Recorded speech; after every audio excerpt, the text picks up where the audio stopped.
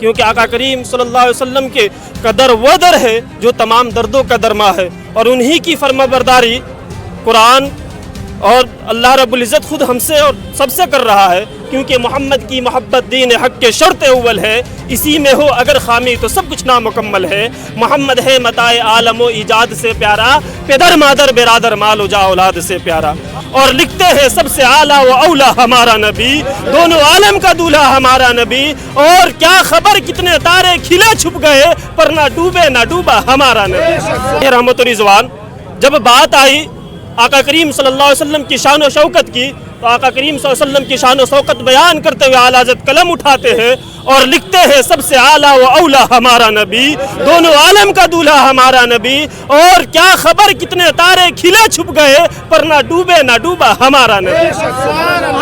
اتنا ہی نہیں بلکہ وہ اچھے رضا سچے رضا، ہم سب کے رضا، جب اس پرفتن دور میں جب یہ ایمان کے لٹیرے، جب یہ بد مذہب یہ کہتے پھرتے تھے کہ مدینہ پاک کا سفر مدینے والے آقا کی زیارت کی نیت سے مت کیا کرو معاذ اللہ رب العالمین، تو ایسے وقت میں اعلیٰ حضرت عظیم البرکت ہمیں تعلیم و تربیت دیتے ہوئے شعر و شاعری کے ذریعے ہمیں فرمایا، حاجیو آؤ شہنشاہ کا روضہ دیکھو، حاجیو آؤ شہنشاہ کا روضہ دیکھو، ارے کعبہ تو دیکھ چکے ہو کعبے کا کعبہ دیکھو۔ اعلیٰ حضرت عظیم البرکت نے نبی اکرم صلی اللہ علیہ وسلم کے روضہ مبارکہ کو کعبے کا بھی کعبہ بنایا۔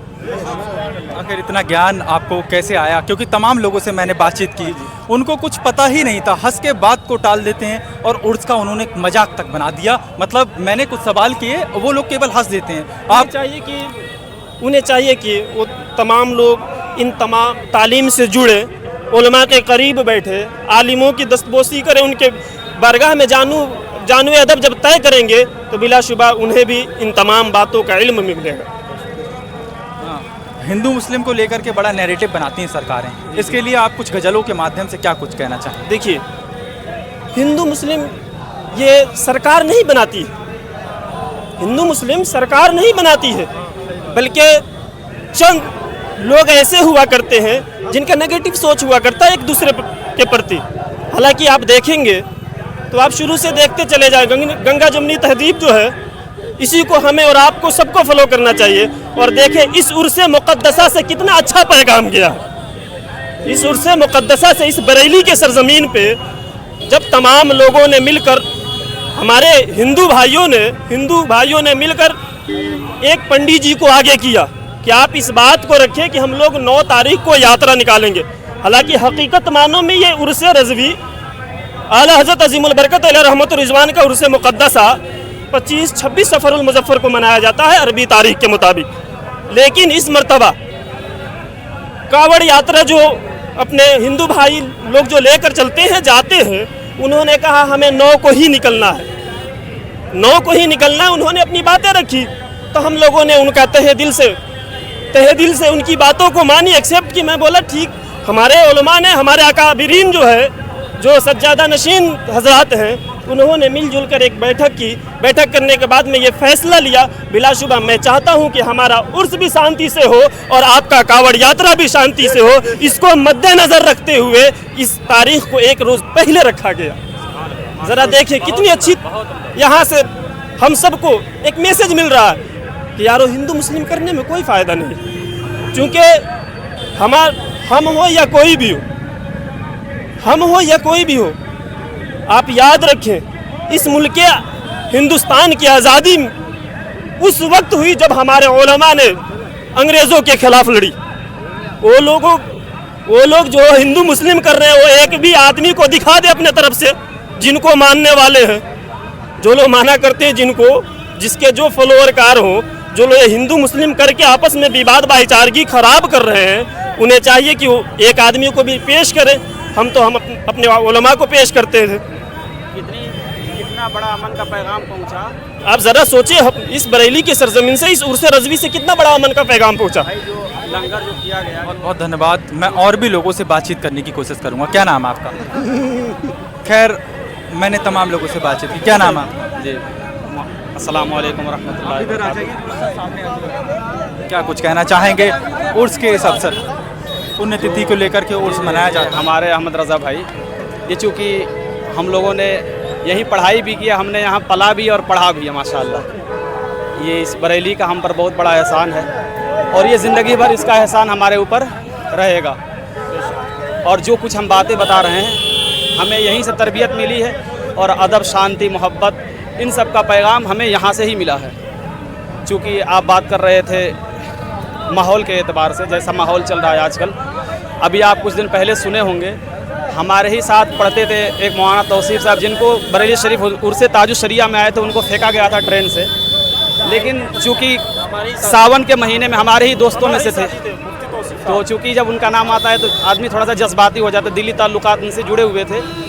सबसे बड़ी बात यह है कि चूँकि सावन के महीने में हमारे हिंदू भाई चूँकि मीट वगैरह नहीं खाते हैं, मांस वगैरह नहीं खाते हैं, तो तमाम सज्जादगान ने, जितने भी लंगर कमेटी होती है, सबको बुलाया और बुलाने के बाद कहा कि अगर 2 दिन 3 दिन 4 दिन अगर हम गोश्त नहीं खाएंगे, चिकन नहीं खाएंगे, तो इससे ऐसा नहीं कि हमारे धर्म पर या हमारे मज़हब पर कोई फ़र्क पड़ जाएगा।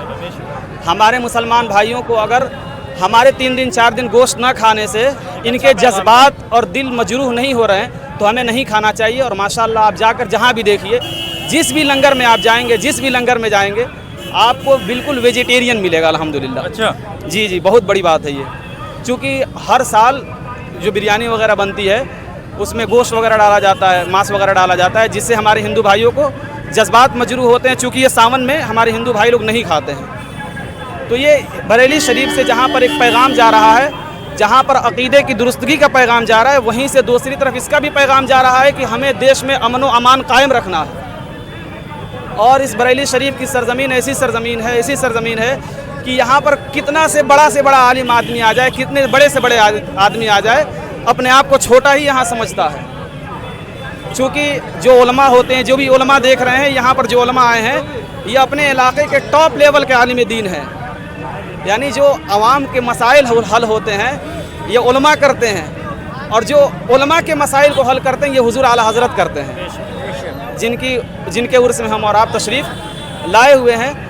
और यहाँ पर ये आते हैं, सिर्फ ऐसा नहीं है, चूँकि इंसान माँ बाप से जुड़ा होता है, ख़ानदान से जुड़ा होता है, किसी का रिश्तेदार इंतकाल हो जाता है तो आदमी ज़्यादा से ज़्यादा 1 महीना 2 महीना 3 महीना, अगर बहुत कोई अच्छा बाप है तो 40वें दिन, 1 महीना के बाद, 1 साल के बाद, 2 साल के बाद आदमी उसको भूल जाता है। लेकिन 108वां उर्से रज़वी में आप तशरीफ़ लाए हैं और आज भी आप देखिए क्या हालत है। क्या कुछ संदेश देना चाहेंगे नौजवानों को? नौजवानों को हम यही संदेश देना चाहेंगे कि माशाअल्लाह आप आए हैं, बहुत खुशी की बात है। सिर्फ आप आए हैं सिर्फ नारा लगाने के लिए उर्से रज़वी में ना आएँ, बल्कि आप आए हैं तो उर्से आला हज़रत में आला हज़रत के मिशन को आप समझें।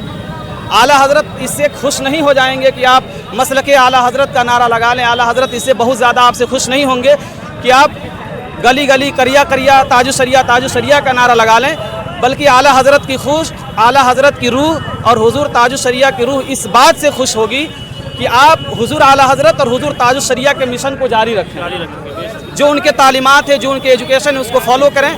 आखिरी बात पे मैं यही कहना चाहूँगा कि ज़िंदगी ये नहीं है किसी के लिए, ज़िंदगी है नबी के लिए, और ना समझ मरते हैं ज़िंदगी के लिए, ज़िंदगी जीना मरना है सब कुछ नबी के लिए, और मसलके आला हज़रत पे कायम रहो, ज़िंदगी दी गई है इसी के लिए। अल्लाह रब्बुल इज़्ज़त की बारगाह में दुआ है कि अल्लाह रब्बुल इज़्ज़त की बारगाह में दुआ है कि अल्लाह रब्बुल इज़्ज़त हम सबों को आला हज़रत से मोहब्बत के साथ साथ हमारा और आपका खात्मा भी मसलके आला हज़रत पे कायम फरमाए, और अल्लाह रब्बुल इज़्ज़त हम सबों का खात्मा मसलके आला हज़रत पर ही फरमाए, और हम सबों को आला हज़रत के तालीमात को आम करने की तौफीक अता फरमाए। व मा अलैना इल्लल बलाग। अस्सलामु अलैकुम व रहमतुल्लाह। बहुत धन्यवाद आपका। तो साथियों, जिस तरह से आला हज़रत जी के जीवन चरित्र पर प्रकाश डाला, ये वाकई देखने वाली बात है। कुछ लोगों को अच्छी तालीम भी है। मैं और भी लोगों से बातचीत करने की कोशिश करूँगा। फ़िलहाल द अहिल्या दस्तक के साथ लगातार इसी तरह बने रहें।